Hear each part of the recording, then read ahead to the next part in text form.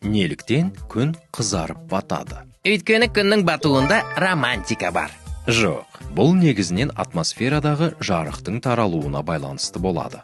Біздің атмосфера азот пен оттегінің өте ұсақ бөлшектерінен тұрады.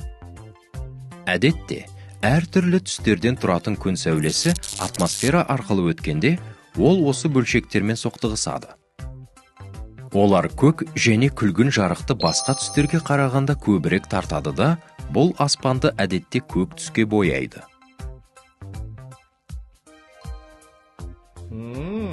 Алайда, күн батқан кезде күн сәулесі жер атмосферасында әлде қайда үлкен қашықтықты жүріп өтуі керек. Бұл жарық біздің көзімізге жеткенше көк және күлгін жарық көбірек шашырайды дегенді білдіреді. Нәтижесінде біздің көзімізге қызыл және қызғылт сары сияқты аз шашыраңқы түстер жетеді де, бұл батып бара жатқан күннің түсін қызыл етіп көрсетеді.